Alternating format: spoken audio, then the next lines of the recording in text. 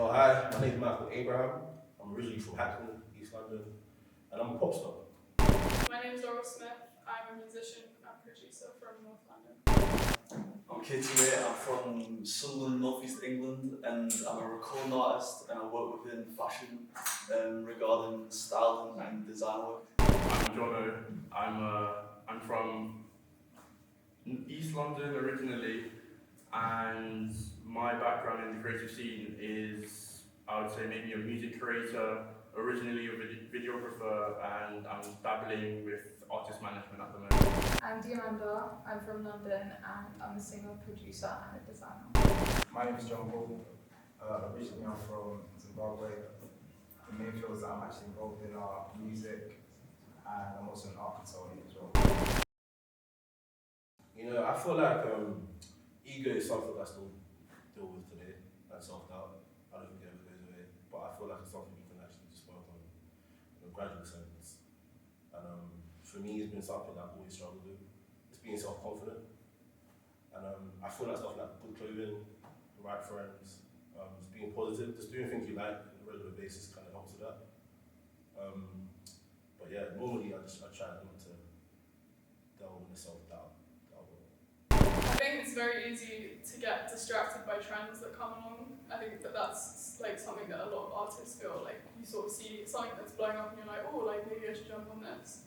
And I think recently I've discovered that like that's just not the way to go, because at the end of the day, if you're making the music you love, then eventually it's going to come around and become trendy, and I'd rather be the trendsetter than someone following trends. I wouldn't say like I haven't got like love for where I'm from, but I would say like I was from a place where sort of until the age of like sort of realising at 18, no one was really from like, I had a similar interest in like, no one was really on the same shit as I was on, and then I knew that I needed to get to London to sort of pursue what I'm doing now, and I would say to get over the self-doubt and sort of, it was the realisation that I had to get out of where I was to prosper type thing, and then I've done that by getting down here and sort of building everything of like the past 4 years of what I've done for my career, so that's what I would say is how I overcame any self-doubt. I'd say in terms of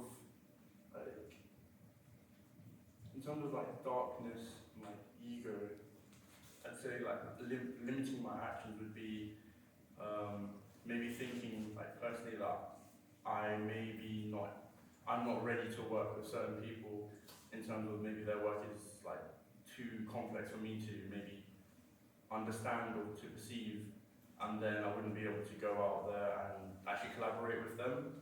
So I think in terms of my ego, it would actually limit me from working with other people, I'd say, because maybe I'd say, yeah, like their work is just too great for me. But then I end up over the years working and like putting my own concepts and ideas out there.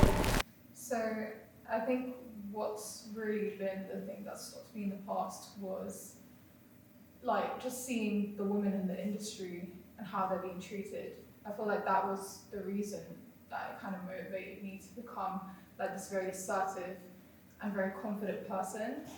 And I feel like it's definitely built me up to be like a stronger person and to deal with like the kind of problems that we face as women in the industry. So it's just been like, it's been a journey, but like I'm happy that I am the way I am now.